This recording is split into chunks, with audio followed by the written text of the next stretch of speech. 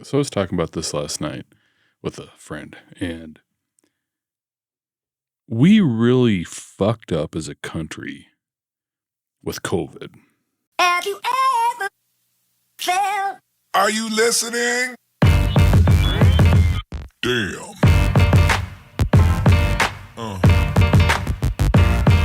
Yeah.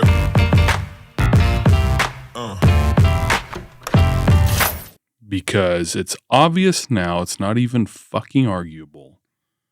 It's not nearly as deadly as everybody tried to make it out to be, right?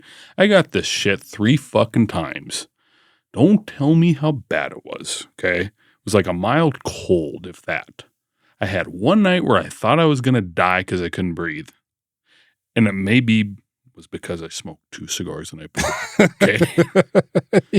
Maybe a little self-induced. Yeah, I don't want to hear about how bad it was. Yeah. Sure, people died. It was elderly people. This isn't anybody that's going to argue with it on fucking Facebook or whatever. You're full of shit, okay? We know the numbers. My worry is, though, let's say that the next thing that comes around is actually deadly, okay? Let's say it's something like smallpox.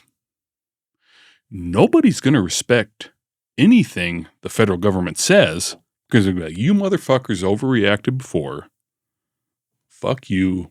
We're not doing it. Yeah. 10% of our country would cripple us, right? You think COVID was fucking bad? Imagine 10% of everybody dying off, right? That is a game changer. Oh, yeah. Worldwide, right? Because what did COVID less? All right, let's be generous and give them 1% death rate, but it wasn't, right? We'll be generous and give 1%. 1%'s not beans compared to 10. That's 10 times that. And could potentially be worse because people aren't wanting to hear it anymore, right? Yeah. It doesn't matter. This isn't a political rant. I think I'm pro-vaccine. Vaccines are great. Vaccines have done wonderful things for the modern world, right? We eradicated polio, smallpox, mumps, measles, rubella. Vaccines are awesome. But that shit needs to be properly vetted, and you can't properly vet shit in 16 months, right? yeah. Whatever it was, Yeah, it wasn't properly vetted. Yeah. And then they gave us the rigmarole of, well, if you get this shot, it stops with you. Yeah. Well, no, now it's, well, if you get the shot, you're just not going to pass it. Well, no, actually, if you get the shot, you can still pass it, but you're not going to get sick. Well, no, actually, if you get the shot, you get sick, but you're just not going to die from it, you know? Well, it turns out that none of that was true, right?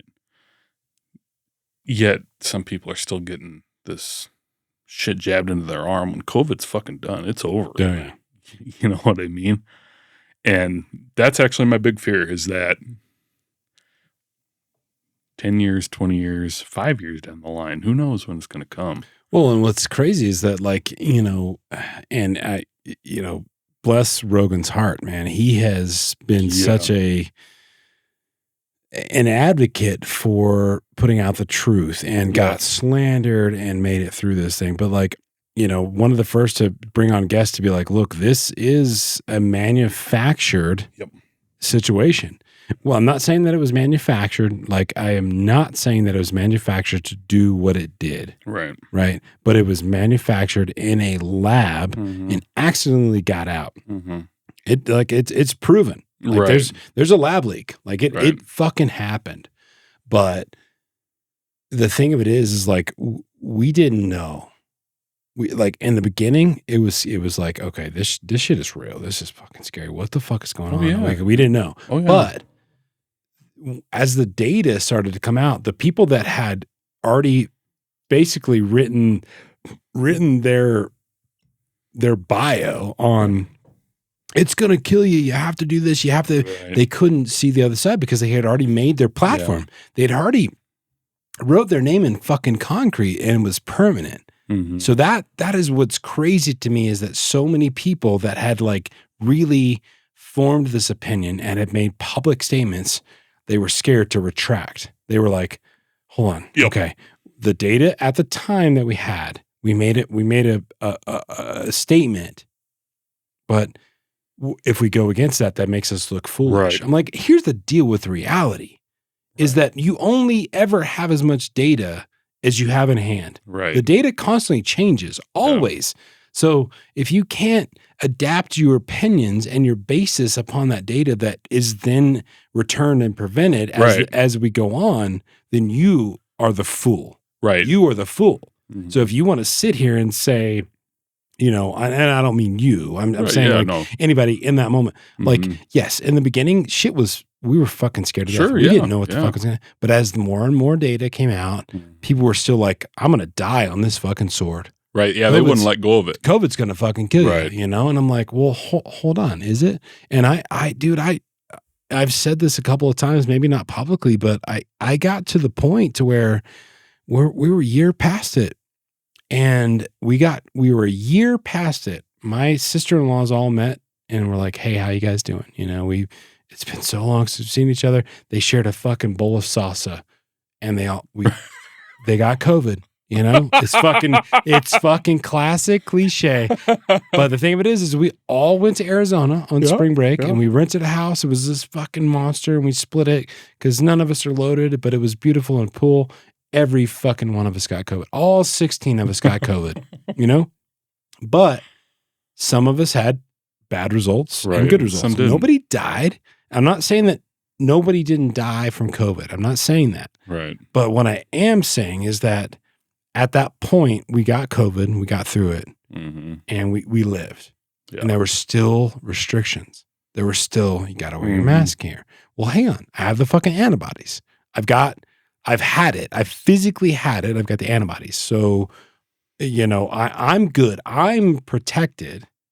Yeah. So you're telling me that I have to wear a mask so that I don't, promote something out to the public?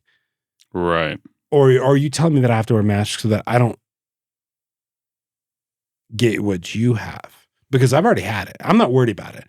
As I lived through it and we're all good. And so that's what killed me.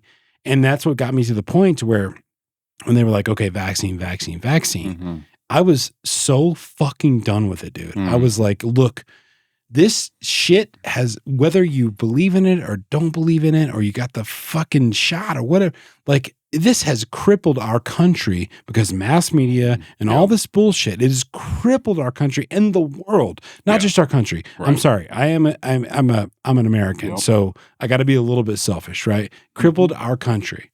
We're seeing things that are fucking crazy. Aaron. We still haven't recovered either. We haven't. No. But the thing of it is what that moment I was like, okay, I will get the vaccine to move beyond it.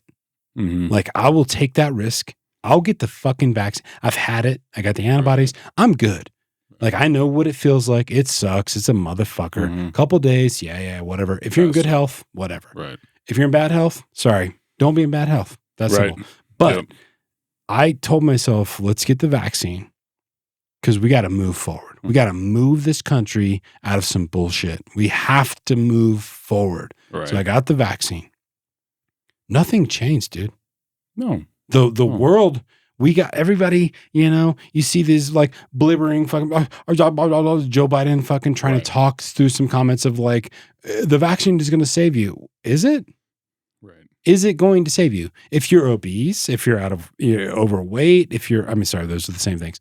You know, so, but in my mind, I was done with it. I was done. And I'm like, let's move forward. I'm getting the vaccine. And then how much of the population got vaccinated? And then what's happening? We still have COVID. Right. March, 1 year later, they're like, whoa. Get the booster. Hold on. Get the booster. And shit's going around. The second strain of COVID is going around. Omicron, right? Yeah, you're going to get just destroyed by this shit. And you got to get the third round of boosters. And I'm like, you know what? No. Like, so to go back to your point, the world's over it. Right. The world is over it. Now, had COVID had a 10% death rate, a 10% death rate, different. Whatever the fucking R naught was, right, bro, way different. But it didn't. Right. So the people that died on the sword saying, you're going to die from COVID, it didn't happen. Right. And the data should support that. And you should change your mindset to the new data because we don't, but going back though, people are not going to believe the government. They're not going to believe their neighbors. They're not going to believe this bullshit because we were kept in fucking lockdown, dude. We were kept in lockdown to be like, you need to protect your neighbors. You need to do this. And then also, here's the deal. We're going to take all your fucking abilities away as a person, as a human being. And all of a sudden, guess what? You have to get this vaccine to make this world better again. Hold on. You know, it's this kind of weird thing, right? It's like the argument with the vaccine was like, oh, if you get it, it's protecting me. And that's kind of like akin to saying, you need to wear a condom so when I have sex with my wife, she doesn't get pregnant. Yeah. No, it doesn't kind of fucking work like that, right? And yeah, I thought about getting the shot at first, you know, because like you were all saying, like we were scared, man. We didn't know what the fuck's coming down the pike, right? I think the first case came out in like Seattle or something. Yeah. That it's spreading like wildfire, and you got the president's up there saying, oh, you know, it's going to get darker before the light comes out. And I'm like, oh shit, you know, fucking pretty big shit, you know? And then as I waited longer, the estimated death rates weren't what they were, right? And it's like, all right, well, I'm pretty healthy. I'll wait it out, you know? And yeah, now, you know, there's some people that say that COVID's not real. They're fucking idiots. You know, like it almost killed my father-in-law. Shit's real. We're just very fortunate that it wasn't as bad as it could have been, right? And, you know, hopefully in the future we learn from it. But I mean, I think it's a drastic change. I think it's a trusting your constituents in the state level and the local level. I think it's a big deal. I think going back to your comment, like it's huge. I don't think people trust anymore. Well, and I don't know that they'll trust the same going forward with someone saying, because here's the deal. It's like the classic fable, right? The boy cried wolf. And I'm not saying that COVID was a lie by any fucking stretch of the imagination. But what I'm saying is that you cried wolf and it wasn't as bad as it was.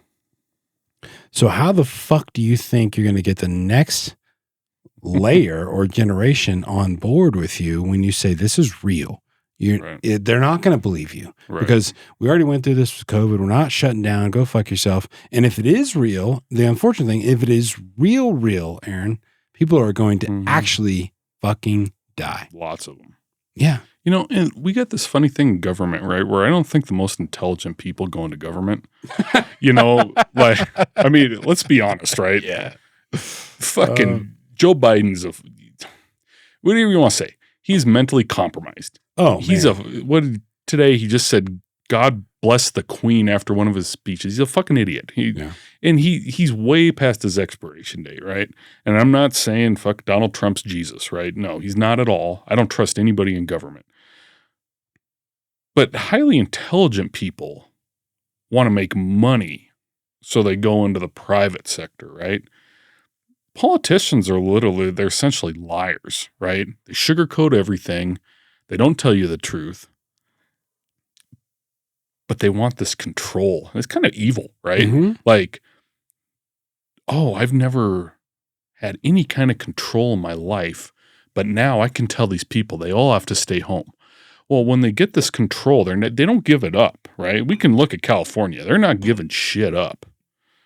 And it's happening across the country. They've already taken this part of the pie. It's not coming back. And I mean, that to me is what was so bothersome. Admit you're wrong, right? Like, swallow your pride. I do it all the time. I fucked up. Sorry, guys. Shouldn't have listened to the experts, right? We fucked up. We crippled the economy. I mean, it's still, we're a year out of this, 2 years out of it. You still can't get a fucking hamburger at Freddy's. Dunkin' Donuts still ain't making fucking donuts. Yeah. What the fuck? I mean, And it doesn't make any sense because all these people that work there, they're not all dead. They're not getting the extra COVID unemployment check they were getting. Where'd everybody go? Yeah. I don't understand where it's at. That kills me, man. I can't. You look at jobs, you look at the job force, and people just. I don't understand if it's a sense of entitlement. I feel like that it is with this new generation, but people just do not want to work. Like, and I don't. I was just talking to somebody about this the other day. There's a cap on everything, right? Mm-hmm. There's a cap on being an electrician. There's a cap on being a carpenter. There's a cap on being a fucking nurse or a surgeon or whatever, right? And if you don't understand that in our economy and in our world, I'm sorry. But if you're a framer, you are not worth $100,000 a year. If you're a burger flipper, for lack of better terms, at McDonald's, you are not worth $100,000 a year. And that's not me saying that. Right. That's the economy saying that. Right. The economy is not set to support what people think their worth is valuable, you know? And so it really creates huge fucking issues because you've got so many people that feel instant gratification from whether it be social media or this new level of hiring where it's like, oh man, you're willing to work? I'm going to pay you $20 an hour as a fucking apprentice electrician. Yeah. Are you kidding me? You guys started at fucking $10 an hour. Dude, I started at $6.25. Yeah. And people want to go, oh, well, it's more costly. I'm like, I'm sorry. Look, here's the deal, bitch. Like, okay, a gallon of milk at that day cost me $3.75 and it costs $4.75 now. Right. It hasn't risen that much. Right. It doesn't correlate. It doesn't make sense. Mm-hmm. And but we've gotten so far off a person's self-valuation that they think they're worth X. And I'm like, sorry, darling, you're not worth that in that position. And that is always what's added to capitalism is that there are jobs I worked at fucking McDonald's in Durango on college when I was 15 years old.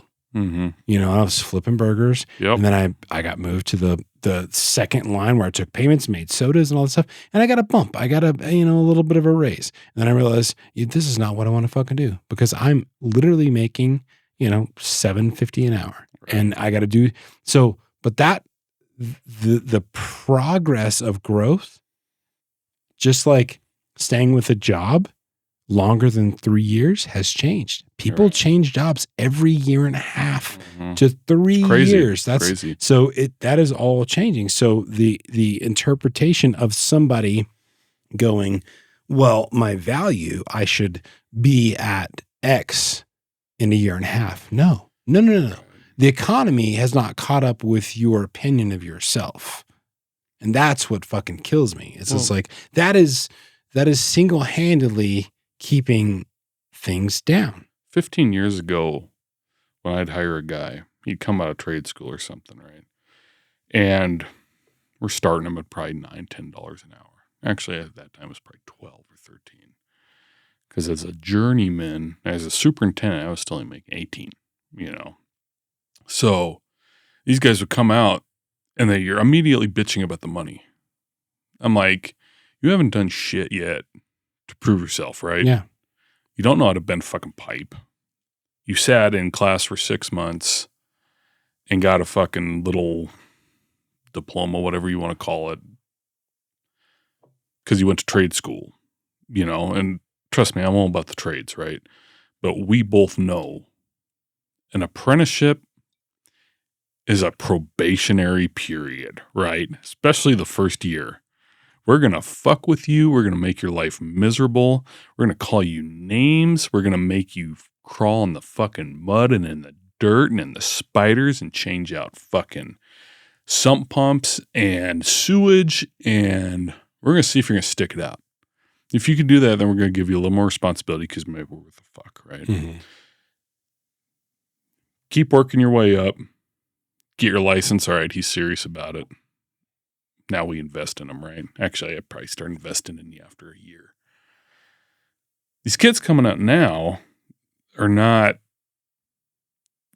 they haven't been taught that they have to earn it, right? Mm. They just expect to come out of school and, I'm going to make $100,000 a year. Doesn't work that way, right? And I think these blue collar jobs are actually becoming more and more important because the older guys, so the guys that we learned under, right? They're retiring now. Yeah, they're aging out. And there's not a whole lot of guys below us. The ranks are getting depleted, which just helps us even more, right? Even if whatever comes through, we're in better shape, right? Yeah. But, that's my little soapbox on it. I mean, I 100% agree. I think that a bit of the trades have been forgotten. Right. And so in forgetting those jobs didn't go away. So inevitably they will circle back around and become more important. And then it'll be like, holy shit, these are overpaid jobs. We're starting to see that a little bit with the people in the trades because, I was just talking to my brother still in the trades and he is making insane money as a tenured fourth year apprentice. Still doesn't have a journeyman's license. And I'm not going to say what he makes, but it's far beyond anybody I ever paid in my company. Sure. Far beyond. Yeah. And regardless of what I gave them, life insurance, health insurance, dental, it doesn't matter. His actual daily wage is like, whoa. Where's he living? In Durango. Really? Okay. The thing of it is like, it's being like, we're kind of seeing that front end of like, holy shit, what's happening? And we're seeing that reciprocated back to the cost of building a home. Yeah. Which makes it less affordable because then we've got insurance rates that are crazy. And then we've got all these things that are the catalyst is being like, but it's because we have the few that are valuable in a sense, because it comes back to the fact of like, do you know how to do that job? Because I don't. I'm a thought guy. I'm an idea guy. I can think about it, but I don't know how to fucking do it. And I don't know how to actually do real work. Right. I've got this degree that says that I can do this right here, Aaron. I can make this make sense on paper, but I don't know how to fucking do this job. Right. That is what's driving. And going back to your point that you just made, it's going to be this huge divide, right? It's going to be a big fucking divide of idea guys and like everybody who gets out of college because unfortunately they just spent $100,000 and they're in debt and they feel like I just graduated, I should be X. Look, here's the deal. It doesn't start like that. You don't go to med school and graduate and all of a sudden you're a surgeon. No. Right. It's a fucking rite of passage. You have years of making sure you don't fuck up. Yeah. And that's with any trade. That's with any job. And so the fact that we've forgotten that is beyond me. The fact that we watch YouTube, my son is, he does this too. And he goes, oh, well, Mr. Beast or whoever the YouTube guy is they're millionaires. And that is a reality. That's the world that we live in now. Who would have thought, right? They make millions. I chased being a musician for years because I love music. Right. If you make it in music, there's a chance that you can make millions. It wasn't about the money, but it was always there. Like, man, this would be fucking great if we could just make a little bit of money, right? If we could just push this, right? But we never got that far and we never made $1. So I'm like, hold on. Everybody's seeing this public limelight of you're going to make money if you do this and you should get this and you should make this, right? You should check, right? Like you look on Instagram, how can you buy and sell houses in fucking Texas and make $4 million a year? Here's my class, sign up for it tomorrow. It's $35. Right. That's absurd. Bunch of bullshit. That guy that's making that class has spent years to get to where the fuck he's at. and social media following and understanding real estate. And like, so we are as a society promoting instant gratification. Mm-hmm. Yeah. And with that comes failure. It does. I mean, my grandpa's 93. Still pretty healthy guy. COVID slowed him down a little bit, but he's still doing good. And I love talking to him because he grew up at the tail end of the Depression, right? Mm-hmm. He remembers World War II. He was in Korea. Remembers Vietnam. He was also a savvy businessman. As a farmer, he saved every fucking penny he made because he knew, even though he had 3 years of good harvest, a bad one would come and a second one after that. So he'd save all his money, and then those bad harvests would come. And the neighbor down the road who bought a brand new tractor and bought his wife a Cadillac now is going belly up. So he buys up their farm. He did that and acquired a lot of land and became a successful farmer. And I talk to him all the time about how we don't have the work ethic that they had then, right? So when he was 12 years old, him and his brother got put on a train out to North Dakota from Minnesota to go pick rocks with hobos and adults, right? His brother was 2 years older than him and usually had to defend him. But he said even back then, nobody tried to assault him or anything as a kid. He said people were different back then. When he was 13, his dad, my great-grandpa, went off to the, what do they call it? He got tuberculosis and had to go to the sanitarium. Mm-hmm. And while he was gone for 4 years, their house burned down and they lived in a chicken coop with the chickens. He didn't ever think he'd see his dad again. And then one day, his dad comes walking down the road. Wasn't totally cured of the TB, but was in good enough shape. They built a new house, and then he left for another year and a half and ended up living to his 80s. But he talks about the world that he sees now was inconceivable 60 years ago, 70 years ago, right? The world that your grandfather sees now? Yes. If somebody would have told him that he can have this little device in his pocket that is going to have all his personal information, all his bank account information, all his pictures, everything, and it can tell him it's a fucking map, it's a computer, it's everything, you cannot even comprehend that. He does not have a cell phone. Yeah. It's too much for him. You know? Yeah. But I see that, and then I look at our children, right? I got a 9-year-old. He talks about Mr. Beast all the damn time. Fucking don't care about Mr. Beast. What? Because, so we're almost 40. Let's think back 30 years ago. We didn't have cell phones, right? Yeah. I mean, the world has changed exponentially in our lifetime. What's it going to be like for our kids when they're 70? I can't comprehend it, right? And I look at America. Is America going to be the bastion of freedom that it was? Some argue still is. I'm not so sure about that after COVID. Or are we going to live under a socialist type rule? Because it feels like we're heading that way.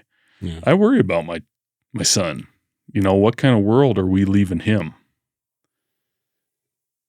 It's really, you know, people say you can change it. Yeah, it takes a lot of people to get on board to change something. Sure. One guy doesn't change shit, right? It kind of scares me. I mean, yeah, no, we are an amazing world. We come up with the craziest shit, and yet I think we can't get of our own way sometimes. I think that's a good one, man. That's I mean, very, very good one. Yeah, we can't get out of our own way. You know? well, because what happened? That's what I just missed on this rant. What happened to the hard work, right? Yeah. Grandpa, fucking his dad being gone and the house burning down, and they're living in a chicken coop with his mom and 6 siblings. What the fuck? Chicken coop. We've forgotten about it though, because it's Right. easier. It's easier in life to chase something that could potentially make you money. Right. Mike Rowe went in front of Congress and said this, dirty jobs, Mike Rowe. And it's like,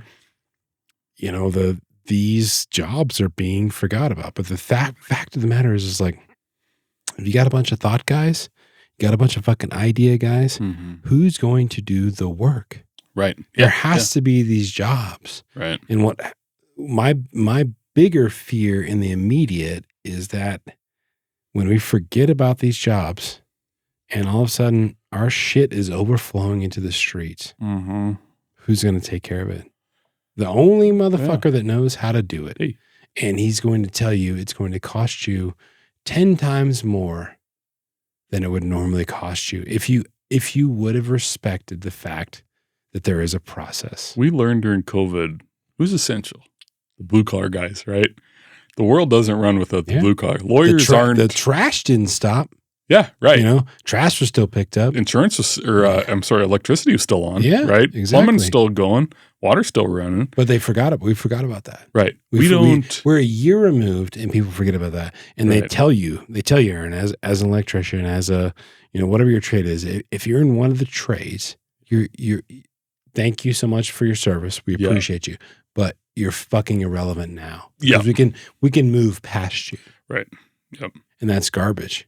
Because that is going to fuck people that think that they're above it. That will 100,000%. Sometime.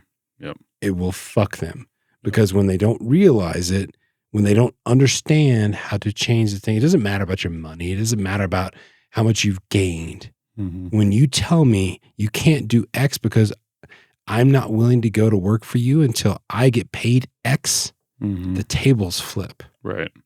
And that's unfortunate. And I'm not saying that the trades ever need to be a level below. I'm not saying that they always, but they are absolutely valuable. They are absolutely imperative to operation of society.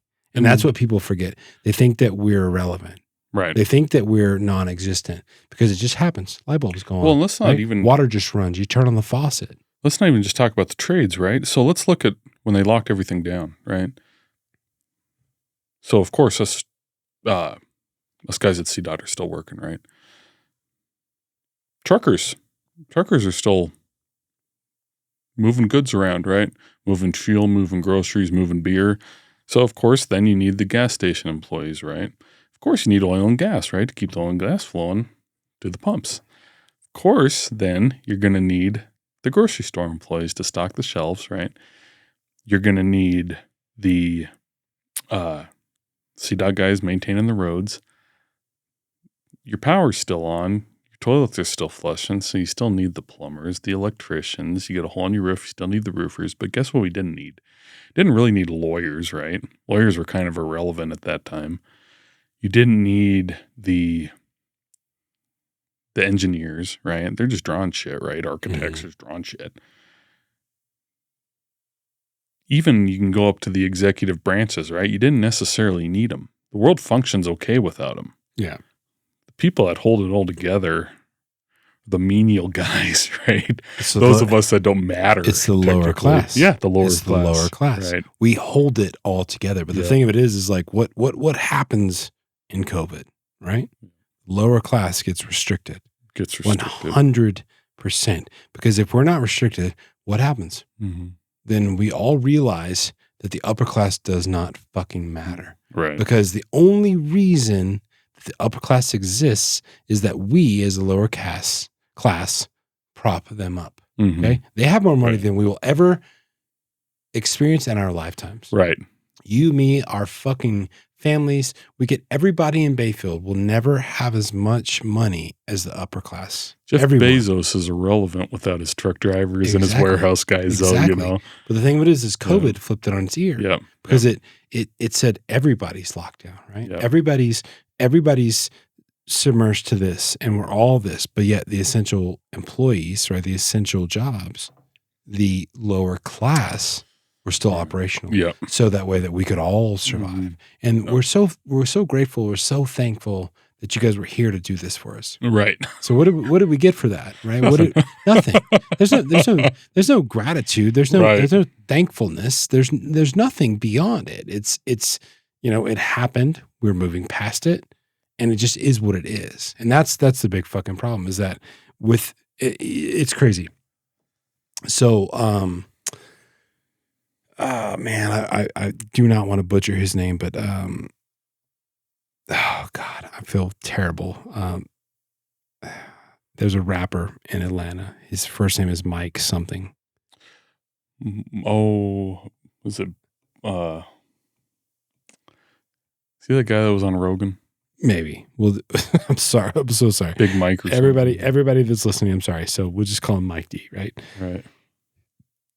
He came out during COVID about police brutality. Yep. And like specifically within Atlanta, and had like some great things to say, and was like, look, we have to support X, Y, and Z because this happens, right? But like, I just watched something from him the other day, and he was on a rant, but it was so truthful. It was like, look, here's the deal. I'm going to tell everybody, if you stop for one day, not even one day, if you stop for 1 week, if we stop going to work, if we stop all this, if we stop, if we stop having a dentist, if we stop school bus driving, if we stop commuting, if we stop all this, like, we as the lower class, we change the world in 1 week, fucking week. We cripple the world.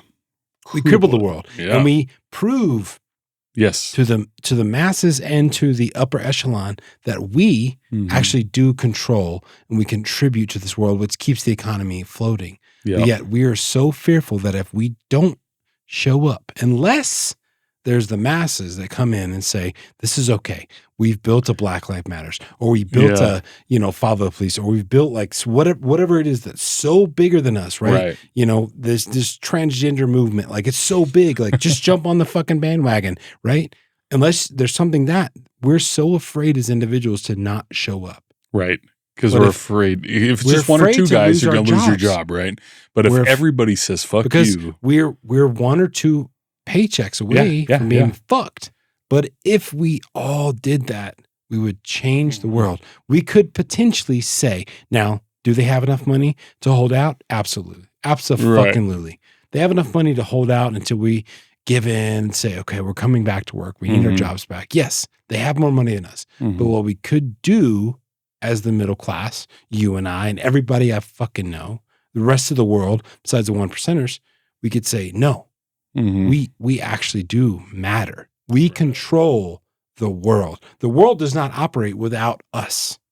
Well, and see, I think that the middle class is almost a thing of the past now, right? Because I think lower class, I'm sorry. That's exactly it, right? Because we've had this tube of toothpaste where you had the upper 1% is right there at the cap, right? Then you had the little bit of Killer Mike. I got it. I'm sorry. I'm so sorry. I had to say that. I don't mean to interrupt you, but like Killer Mike. Yeah. And then you had the lower class, but then the middle class was the most of it, right? Well, it's almost like they took that tube of toothpaste and just squeezed the fucking middle of it. And either everybody went up or down. And just about damn near everybody went down, right? But the up is so far. It's so fucking far. Fucking out of camera range, man. It's way the fuck up here. We can't. Arron, I love you, dude. You and I will never, ever, as long as we live, we'll never get there. We are not a democracy anymore. We are an oligarchy, okay? Just like fucking Russia. We're no different than Russia. Because what's Russia about, right? You got Putin, but then you've got all his oligarchs under him, right? Like the guy that used to own the fucking New York Nets, the Brooklyn Nets, and all these other guys. Well, we're no different, right? So we've got the president, But he basically answers to like Jeff Bezos, Elon Musk, whoever the CEO of Exxon is at the time, whoever the fucking head of JP Morgan is at the time, whoever the head of fucking Pfizer, whoever you want to throw in, right? He answers to all those fucking guys. These guys that are so wealthy, it's not even, can't even comprehend this shit, right? We're just an oligarchy now. I mean, I don't think the idea that your vote matters now, unfortunately, is kind of gone, right? With the electoral vote, right? I mean, that's what kind of worries me. I mean, it is worrisome and it makes me sad. Like more than worried, it does make me sad because there was a time in our lives, where it actually did like truly, legitimately matter, and we. Even during COVID, like, I mean, bless Rogan's heart, man. Bless everybody. It mattered locally. Yep. Who you vote for. It mattered who your, whatever the board was, it matters because they actually do control some shit. Yep. It matters who you vote for the governor. It matters. Like, I mean, look at California. Like, like that governor shut the shit down and he couldn't figure out how to open it up. Right. It matters substantially on a local level.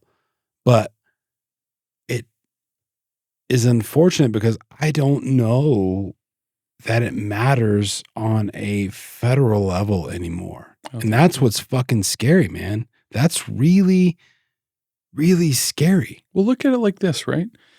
We are the wealthiest country on earth, right? Top 10. With the amount of money we have, instead of giving it to fucking Zimbabwe or Kenya or fucking who the fuck ever, keep that shit in-house. I'm America first, right? We could fix, with the amount of money we send out, we could have good healthcare for everybody, right? To where that's what financially destroys people in America. That's what bankrupts them more than anything, statistically, is medical bills. And that shouldn't happen. We're the best country on earth. That shouldn't fucking happen. We have this inordinate amount of homelessness and drug addiction. If you really fucking care about it, stop sending that money overseas and take care of your own country first, right? What is it? Clean your own room before you tell somebody else to clean theirs, right? Yeah. Like, we got major problems here at home that we could fix. We've got these ghettos that are, shit, it's sad, man. You look at the city of Baltimore, it's a dump. And people are living in that squalor. Let's raise them up out of it, right? Like, there's so much that could be done here at home. But our own money that we're paying in taxes is being sent to other countries and we don't get a say in it, right? Sure. I think everybody would agree unequivocally. No, take care of America first before we're sending shit all over the rest of the world, right? And it's not that we're not compassionate to the problems elsewhere. It's that we have our own problems. But the thing of it is, though, like, and this is like, we can go down the rabbit hole, but if I just had this conversation with somebody else driving over Wolf Creek the other day, right? Yep. It's rampant with beetle kill. There's no money. There's no money in going into there and with a forestry service and taking out the dead kill. There's no money in that. They can't sell that because it's not live. They can't mill it. It's going to be, beetle kill wood. Mm-hmm. But there is money once it burns because the federal government backs us and says, hey, we'll take a fire service in there and 1,000 engines and we'll fight this fire. There's money to fight it. And the fire will naturally cure the problem. And it will. Yep. Historically speaking, from all time, fire stops future fires, right? Because we've burned off everything. We've seen that. We've experienced that. But the fact of the matter is like you're willing to sacrifice a beautiful area because there's no money in preventing. Right. There's money in activating. Mm-hmm. Yep. And that's the thing of it is like going back, to your comments, like it's we should be protecting ourselves first. And it's not that we're not bastards, or it's not that we're fucking assholes or something like that. It's like we should be taking care of we should be addressing our homeless problem. Right. We should be addressing our poverty problem in these Baltimore and fucking LA and wherever the city is or whatever. We should be addressing those problems first, but there's no money in that area. Right. There's no money. We don't make money in that. You know what we do make money is? In the fucking investing in the United Nations, so that way that they help out Zimbabwe, or we're going to send X amount of billions of dollars to Ukraine to fight this, and we're going to get thousands and millions of people flying the flag like we protect Ukraine. Okay, cool. Fight wars that we shouldn't even be involved in. I'm not saying that Ukraine is not being oppressed by Russia at all. Like, yes, they are 100%. But look at the fucking horrific acts that Ukraine has done. The last 10 years, look at them. Right. Okay. And then tell me, would you give your dollars there? The idea that you don't have to be a fucking genius. Ukraine is the most corrupt country in the world, right? And then like it always has been too. And then we pretend that because Russia's somehow our enemy. So let's put it this way. What if China put missiles on the border of us and Mexico? What in the fuck would we do? We'd fight back, right? Yeah. Well, that's essentially what NATO did, is putting missiles on Russia's border in the most corrupt country in the world. And then somehow Russia's the bad guy for trying to defend themselves, right? I'm not saying Russia's great. They're still a semi-communist country. But Ukraine's no angel in this. This is like poking the bear, and then when the bear responds, shooting it. It's like, no, you asked for this problem, right? Yep. And then we pretend, oh no, we're just trying to defend Ukraine. That's a proxy war. Yeah. The U.S. doesn't function good unless they're killing innocent people, right? Sure. Like that's what we do because the military-industrial complex is a real fucking thing. Yeah. We've been fighting war after war since World War II. When Eisenhower, hey, no, the real military-industrial complex, that's a real thing. Got Vietnam, had Korea, trying to fight communism, right? And you got the Cold War, right? Oh, then we're going to fucking go fuck with Iraq for no fucking good reason, right? Oh, I'm sorry, the first one was a decent reason because they invaded Kuwait. Second one was just fucking George Bush measuring his dick up against his dad. We shouldn't have ever even gotten to, once we killed bin Laden, we should have got the fuck out of Afghanistan. But no, there's money in it. Yeah. There's money in that meat grinder, because we're continually building more bombs and putting people to work and da-da-da-da-da. Then we get done there. Well, then we're going to fucking overthrow Gaddafi. We're fucking around in Syria, and then, fucking Russia. We always want to fuck with Russia. Let's go fuck with Russia. No, you're fucking with a big bear that's got nukes, right? Like, no. Yeah. No, we don't want to fucking do this. Right. We don't have to do it. Yeah. No, the military industrial complex is absolutely, it's fucking real. And I do want to just say this. The people of Ukraine, going back to our previous comment, right. The lower class and the upper class is the exact same as in the United States. Yep. It's the exact same in any fucking country in the world. Yep. And those people are innocent. Yep. They don't control shit. I feel bad for them. And legitimately. And so that's where I say, okay, yeah, do these people deserve to die? Absolutely not. Right. No, fuck no. From Russia invading them? No, absolutely not. But the reality of it is like, we waited until innocent people were dying to jump on that bandwagon to say, hey, what are we doing? What are we doing as America? And I'm like, well, hold on. This isn't America. Right. This is the 1% of Americans electing to do what we're doing. Right. Hold tight. This is not us saying, yes, I would protect that person. I would protect Susie who works at the coffee shop. Right. She seems like a legitimate person. She has 2 children and she's trying to survive. Yeah, I would run in there, arms fucking blazing, and protect her. Right. You would run in there. Yeah. Yes, I'm going to save that fucking girl because she seems like a legit human being. Right. We're talking about worlds beyond being a human. We're talking about political chess. We're talking about moving fucking parts that are garbage. Part of that is our U.S., military industrial complex. The same thing has happened about the medical industrial complex. Yes. The same thing has happened about other things that if they don't continue to create revenue, which they'll never stop, we've built them into the magnitude to where they are a revenue to the billions of dollars per year stream for our GDP. Right. That they can no longer not exist, because if they don't, unfortunately, fuck with our economy. Yeah. They cripple our economy. Well, we need people to die every year from fucking insurance. We need people to die. Yeah, I mean, I hate to say that. Right. We do. You're right. As far as the whether you want to call it the medical industrial complex or the insurance industrial complex, right? Like the strange thing is, got an X-ray the other day. Mm-hmm.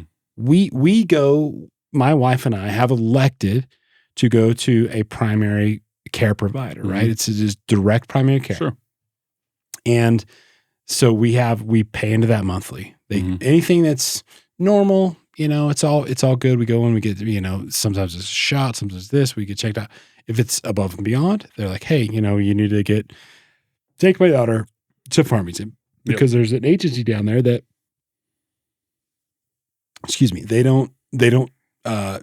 they just do x-rays. She hurt her foot at the house. I'm like, oh God, I hope she didn't break her fucking heel. It's gonna be horrific if she did, And so we go down there, they do an x-ray. I look at the lady and I'm like, she tells me her exact fucking comment. So do you have your insurance card? I'm like, no, I don't. I don't have it on me. She's like, okay, well, it's going to be $1,200. I was like, well, we're not insurance. We're just going to pay cash. Right. So what's that going to be? And she's like, hold on 1 second. Runs the number. Okay. So that's going to be $75. And I'm like, okay, all right. So here you go. Yeah, $75. That sounds good. And so I'm like, we get the x-ray. Everything's good. Like, thank God, like my daughter didn't break her heel, like she's a gymnast, and I'm just so grateful. But I walk out of there being like, hold the fuck on. If I had insurance, it's $1,200 and it goes against my deductible. And you fight and finagle with whatever the provider is to get your maybe $75. I don't fucking know what they make. But if I pay you cash, right, it's not even half. It's not a quarter. It's less than a 16th of the dollar value. And this is not just my story. This is thousands of stories across the country. And so I go back to like medical industrial complex, insurance industrial complex. If these things aren't active, they cripple our economy because we have built it into such. Well, shit. Oh, well, you remember how great our insurance was at BP, right? That was some good shit, right? Like you met your max out of pocket, which was actually a max out of pocket. A true max? Yes, not this 80-20, 90-10 bullshit, right? And my wife had to get flown up to Denver before our son was born. She had a complication. She was up in Denver for 3 months at St. Luke's. That hospital, on a side note, is a fucking phenomenal hospital. They took such great care of her. I was not worried about her 1 minute while she was there. This guy comes in. This is like day 2. I drove up there the following day. This is day 2. This guy comes in. And you could tell that his job sucked. Yeah. Just by his demeanor. Because he was the guy I told you how much you could expect your stay to be, right? So he comes in, he's like, well, I spoke with your insurance company today, and you had $1,020-some left on your deductible. You'll pay that for your flight for life up here, so you won't be getting a bill from St. Luke's at all. And I'm like, no shit. Isn't that fucking awesome, right? It totaled nearly $1 million and it was paid for by BP. Hell, that may have been one of the reasons I'm gone, right? Yeah. But so fast forward 8 years, I shatter my foot. I fuck my foot up. I've got to go in and get surgery. It's all screwed together. Screws are still in there. So the fucking x-rays, anybody that doesn't believe me. $76,000. insurance adjustment minus $56,000. Amount paid by insurance $3,000. Da da da da da. I get stuck with like $4,000 some dollars on it. Mhm. So they literally write off $60 some thousand off the whole thing, right? Yeah. So it shows you it doesn't cost nearly what it was, right? Sure. Hmm. And then 2 months later, my son breaks his arm. $5,000 off the top at the ER. Nope, doesn't matter. $5,000. Motherfucker, I'm still paying for my foot. Yeah. What the fuck? Yeah. No, we don't care. You know? He has his own insurance policy. Well, he's on my insurance, Sure. but yeah, I mean, his max out of pocket was still, I think, it's $10,000 max out of pocket before they start chip in paying anything. Yeah. at 80/10, Yeah. right? Because it's state insurance is not great, right? It's not like the BP stuff, you know. But yeah, I mean, people are getting crippled by insurance.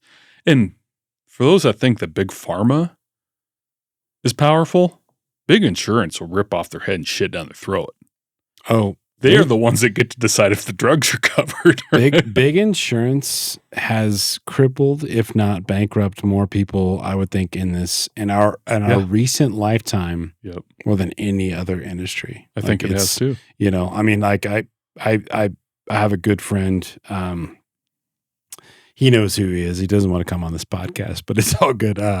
So he's an insurance agent, right? He sells insurance, and he's got this like different kind of care package, you know. And I talked to him years ago. So my wife, we were having a baby. Everything was good. I was with Pyramid, and they paid for, you know, as a managerial level, they paid for everything. They paid for you and your family. Mm-hmm. And it was a $6,000 out of pocket, and it all seemed good because it was all bought and paid for, right? It's all granted. Like it was all covered. I was like, I didn't have to pay for anything, and I've got insurance. I've got this card that says I'm fucking cool, Mm-hmm. and we have a baby. It's like, okay, well, you got to pay this. 3 weeks later, my wife has complications Mm-hmm. after the baby's born. So, or no, it wasn't 3 weeks later. It was like really much closer than that because we had to go back into the hospital. She has to have emergency surgery. And all of a sudden, my daughter, for the care that my daughter had to have while my wife was in surgery for a couple of days, 2 or 3 days, kicks in. And so I get stuck with a roughly $17,000 bill. After insurance already kicked in, this is what you have. That's all we had saved. It's all we had saved. Yeah. We had bought a house in Bayfield. We thought we were doing good. And, you know, we're working our fucking asses off. We're building this family, and like we were loving life. And then we have this insurance. It's like, you're covered. We're good. We got you. No, everything's, and then this happens, and it's like, holy shit. We spent our entire savings paying it off, paying fucking bills. Right. To Mercy Medical or to this insurance agent. And it was like, you know, that cripples so many fucking people, and it's such a bigger problem. I mean, this podcast could go for hours on that, but it's like that was a necessity. Like she would have died had she not been rushed into. And thank God for the medical providers. Thank God for her surgeons, because she's still with me today. And but if we didn't have that insurance, I'm not saying that, like, thank God for Mercy, because they will do whatever the fuck they need to do to keep you alive because of the way that they work, and they'll bill you on the back end. We're going to save you. We're going to save you all day long, but we're going to bill you on the back end. And life always matters. But there are certain people out there that don't have that opportunity to go in and get saved. And it's like, how many people are compromised because of the insurance situation? How many people don't have insurance? You know, how many people don't or do have insurance and it's garbage and they don't fucking realize it? You know, my wife had a vasa previa. Thankfully, they found it early. What is that? It's called a vasa previa. It was a complication where the placenta and all the vessels feeding the child sits over the vaginal opening or whatever that is. Gotcha. So thankfully, the young lady doing the ultrasound caught that. Okay. Most people, it's like literally 1 in a million that get it. Most people that it happens to, the baby dies during childbirth because what happens is a contraction breaks that connection and they bleed out and die. Thankfully, that young lady, I don't know her name. I would give her a hug if I ever saw her. Found it. And they put us in touch with a Dr. Perico up in Denver. The guy's a fucking badass of a doctor, a gangster. And he said, all right, 1 month or 2 months before your due date, you're going to come up here. And then you're going to have the baby up here at 1 month early. Well, at about 5 months into it, my wife starts hemorrhaging one night at home. Okay. And I run her into Mercy. Mercy gets her in. I remember it's the fastest the ER ever worked. I ran in there, said, my wife is hemorrhaging. She needs help. The lady got on the phone. They brought a stretcher out, put her on it. They got on the phone with St. Luke's up in Denver, and they flight for life her up there that night. She was up there for 3 months. They took great care of her. The hardest part was I anticipated my son not ever making it, right? Like hold on, like you had convinced yourself, like I'm a hope for the best, prepare for the worst kind of guy, so I'm not disappointed, right? Gotcha. I had the conversation with him up there. I said, so if it comes down to one or the other, who makes it? The wife. Okay. Because it was touch and go, right? Yeah. They did tell me that they have an anesthesiologist and a doctor on floor 24/7 on that floor just for the high-risk pregnancy unit, and we're talking about 15 rooms. Yeah. They could have her in surgery before the anesthesia kicks in. They said 2 minutes. But I'm at home. I'm going up every other weekend, right? I'm still working at BP. And I mentally prepared myself that my son wouldn't make it, right? Because I don't want to be crushed. My wife, kind of the same, right?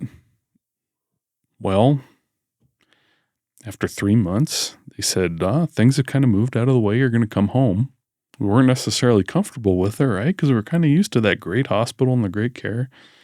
We came home. She was on bed rest at home for 2 weeks. That was hell on her.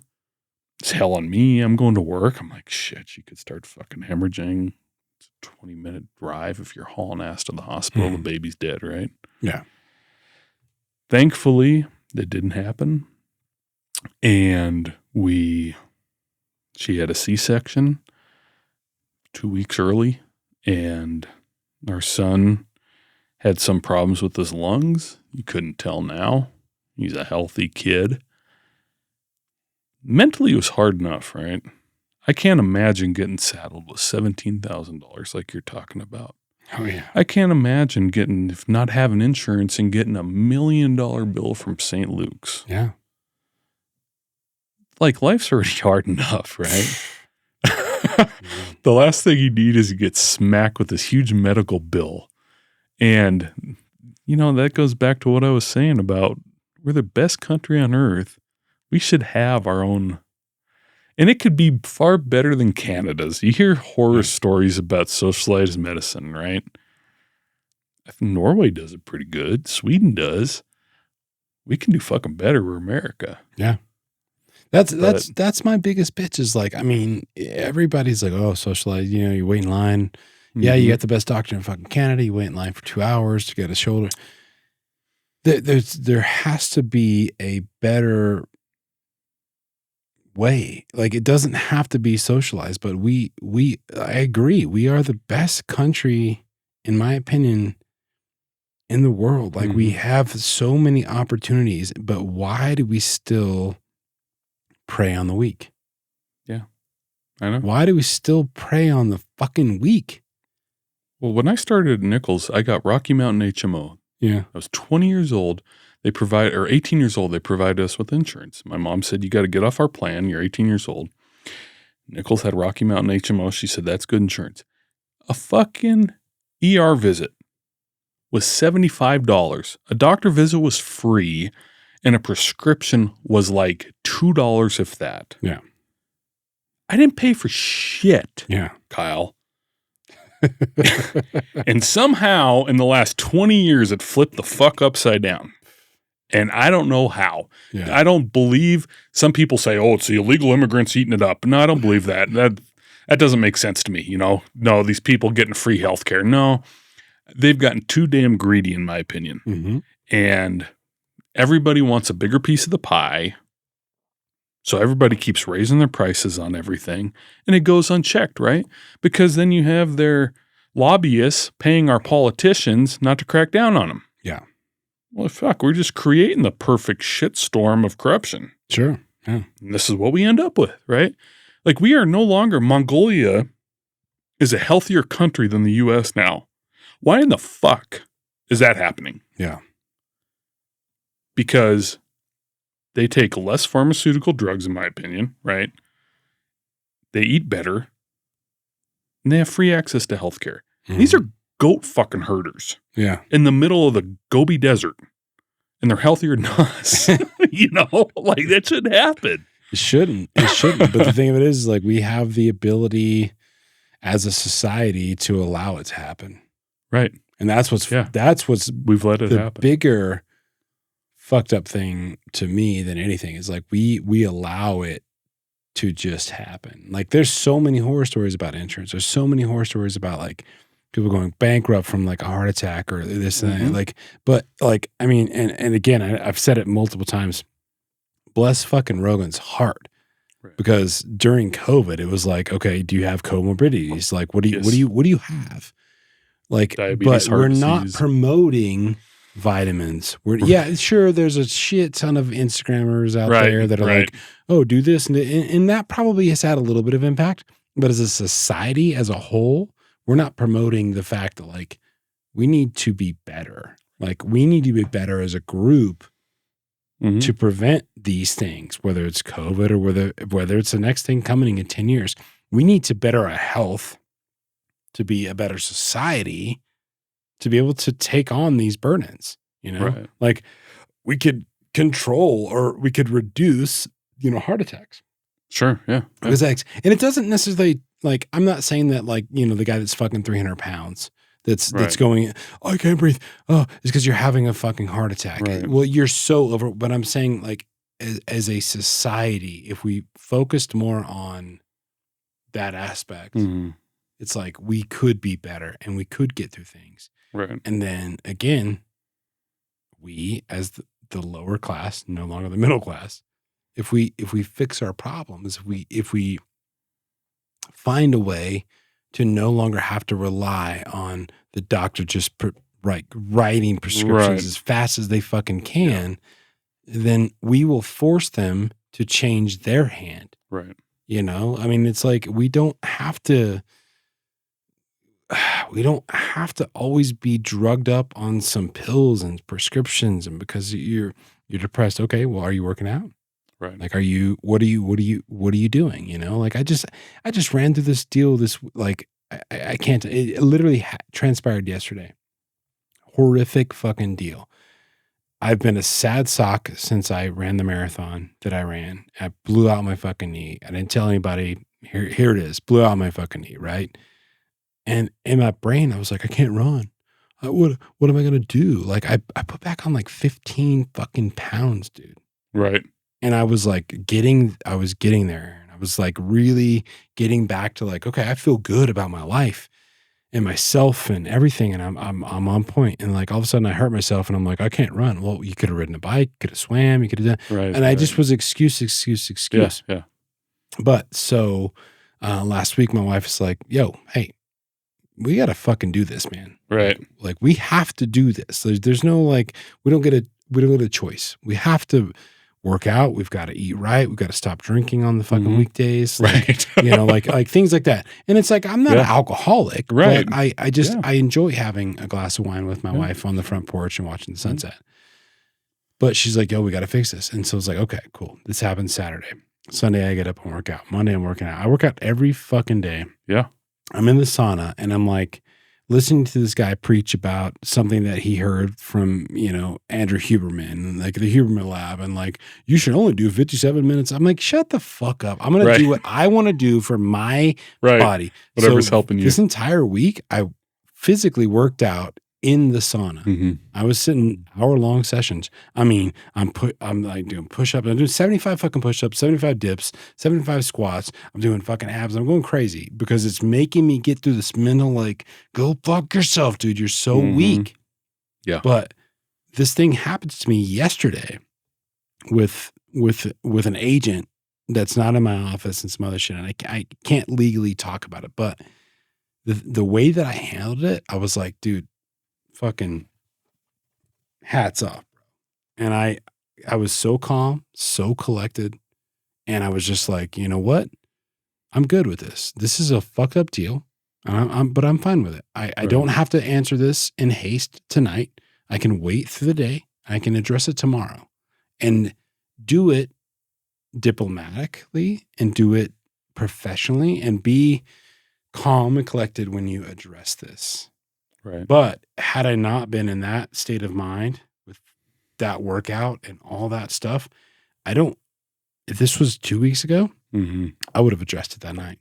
I would have been, I would have been like, you know what, go fuck yourself. You're a son of a bitch. Like, this is wrong. Like, you just cut me out of a deal. I would have been like, just over the top about it. But I was able to like stop and be like, hold on, breathe about this. And I think, going back to it, like just this week, like really, really pumping to be like, hey man, you got to get your life together. Like, I need to lose 30 pounds. Right. Legit. I do.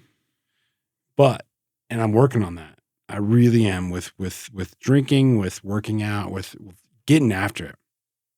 But, I do think that I was able to like kind of resolve that situation more peacefully in the in the grand scheme. Like, it is going to be nasty, but I'm not worried about it. Like, I took my kids swimming today. Like, this happened this morning. Right. Like, it happened yesterday, but it rolled into today. And I took them swimming. I was like, hey, let's load up your golf clubs. Let's go. I loaded up mine. Went to Hillcrest. We hit, each kid hit 100 balls. Took my son and my daughter up there. We were just chilling. We had lunch. And my wife's like, what are you doing? Are you freaking out? I'm like, fuck no. I don't give like, I'm good. Yeah. I'm good with it all. Like, I'm good.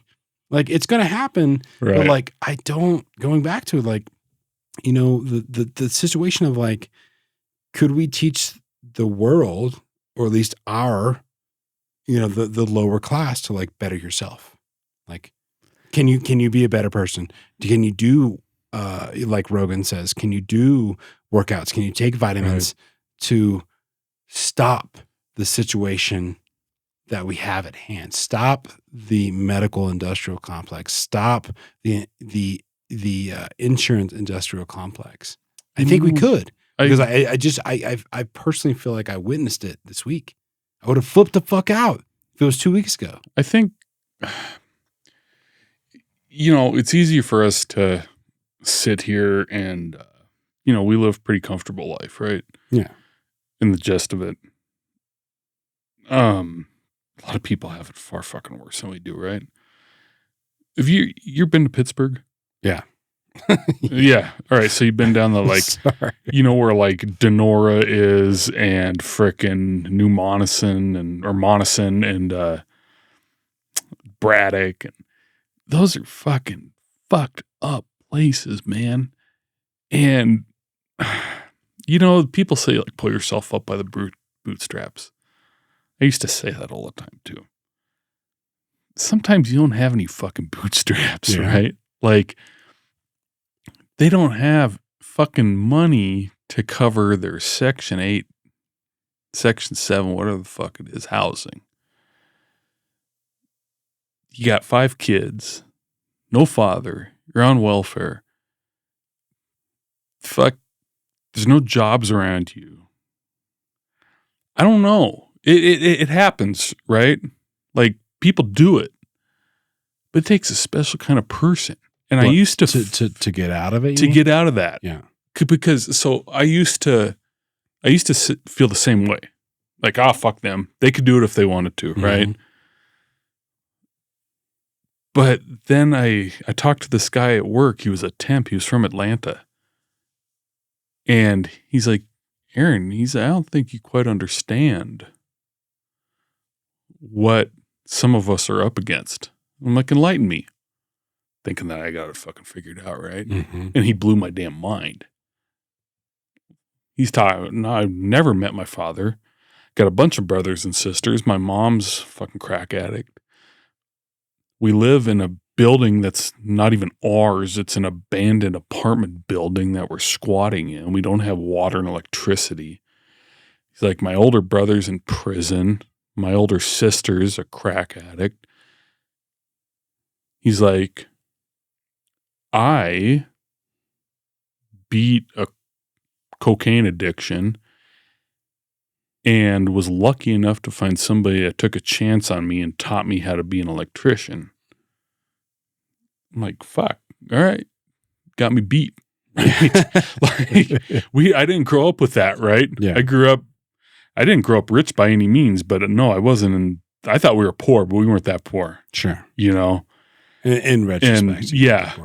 You know, and they're like when I brought to Baltimore, it's almost a forgotten part of our society, right? The people in the Rust Belt didn't know how bad the Rust Belt is, man. It's sad. It's fucking sad. Deep South, sad. Those people, they're left behind, you know? And nobody's, West Virginia, coal mines shut down. Nobody does anything to help them. How are you going to go somewhere when you don't have shit? You don't have any fucking money to move, right? Yeah. And we, you know, we live in a part of the country, right, to where there's always work going on. There's always houses being built. Shit in the Rust Belt, there's places that haven't built a house in 20 fucking years, right? Like, shit is sad, man. I mean, I feel for those people. I really do. And I didn't used to feel that way. I used to be a hardline Republican guy. And then when I noticed that none of them are making anybody's life better, and I see the way that these people that have been voting Republican for how long,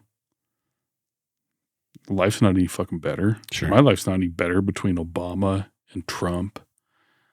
Shit, the only reason I like Trump is because he talks shit. You know? Like, he's talking shit to people. He was a clickbait motherfucker, dude.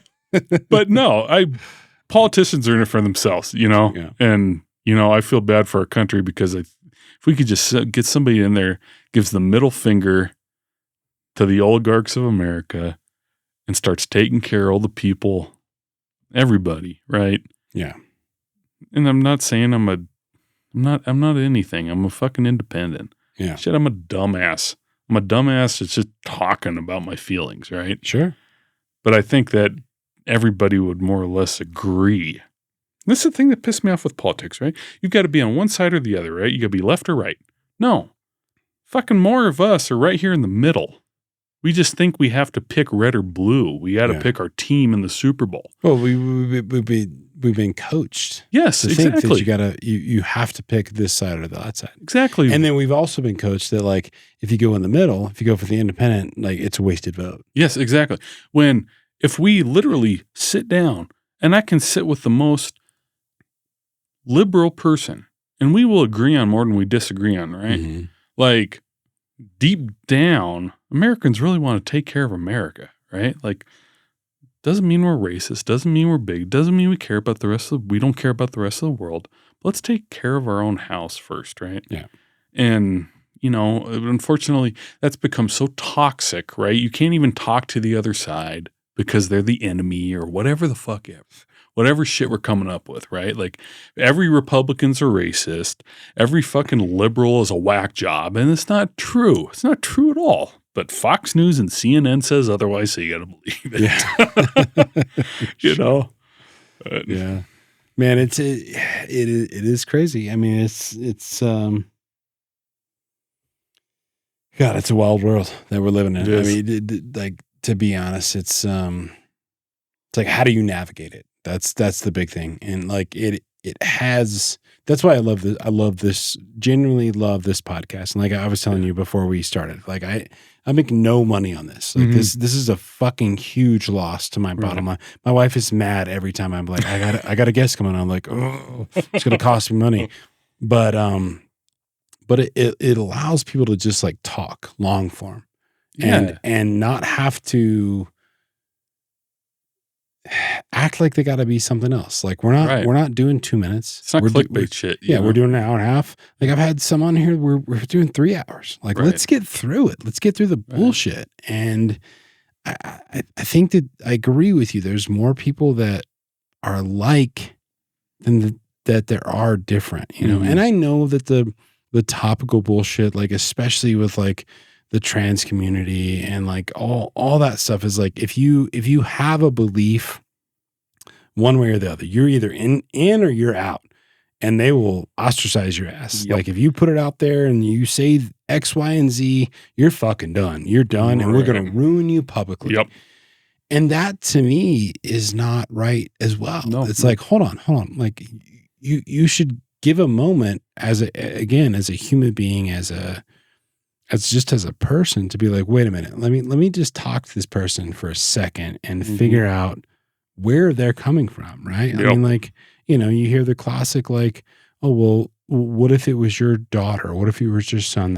I'm like, I'm not saying that I'm disbelieving. What I'm saying is that give me a second to explain what I want to talk about. Give me 30 minutes. Let's have this back and forth. Like you can sit down with somebody who's 100% fucking racist. Like, I mean, like full on, and be like, yo, why? And let's talk about it. And like, let's really get to the bottom of it. Like what happened to you? Like what caused this? What was the deal that made you this way? And anything can happen, but we're clickbait. We're instant gratification. We're a 30-second fucking reel, maybe a 60-second if you get fucking lucky. And people pick that shit apart. They go, oh, this guy's a total fucking, you know, white supremacist or what, you know, and I'm like, whoa, hold on. No, it's not. Hold on. You gotta, and there's been a lot of people that comment on the show, like they'll comment on a reel that's 60 seconds. And my response is like, yo, this was a 2-hour episode. Why don't you do yourself a favor if you have the mental capacity and the stamina to watch a 2-hour episode? I'm not saying you're gonna like it, right? But at least it will give you contextual value to be like, okay, then I can cast a judgment. But man, they will come at you on a 60-second clip and be like, oh yeah, especially with my shaved head. You know what I mean? If I say something stupid, I'm fucked. They're coming at you hardcore. I mean, it's not like that. I mean, thankfully, this podcast is. I think there's a group of people that understand what we're trying to do here, right? Know? And it's like, and we're not. And it's the thing of it. Like everybody always asks me, they're like, "What is it about?" And I'm like, I don't know. I don't fucking know. Dude. Like I thought I knew when I first started, but like as the conversations go, like I don't know. Like it's. Most of the time it's healing for me. Most of the time it's good for me to just have a conversation. And I hope that you guys get to ride this journey with me to be like, yo, hey, I'm talking to a person that has something to offer to the world, you know? Right. Yeah. I mean, and that's the big ticket. And like, if people can be open enough to be like, look, I'm going to get outside of this 30-second clip and I'm going to find out who this person is. Right. I'm going to really listen to the episode. I'm going to try and do the best that I can do as a human being, right? Like, that's what I try and push. Like, just be a human. Like, you're not in it for 30 seconds. You're in it for, dude, we're 2 hours and 42 minutes right now, you know? That's a long one. It's a Rogan podcast. But the thing of it is you want me, okay, I'm going to cut 5 60-second clips. I'm going to cut 5 minutes out of this to promote this video. Right. So if you think that you can judge you or me off of what we say in 5 minutes out of basically, let's call it roughly 2.5 hours. Right. Yeah. I mean, come on. Right. You have an obligation as a human being to like, hey, let me take a little bit more of a step. Right. And see what the hell are they talking about. Right. And that's totally agree. Totally agree. That's all I can hope for, man. Like, you know, there's a lot we talked about.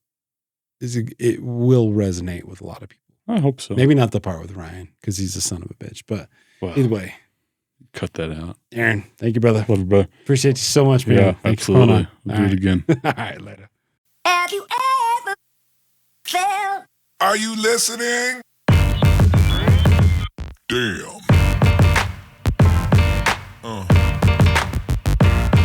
Yeah.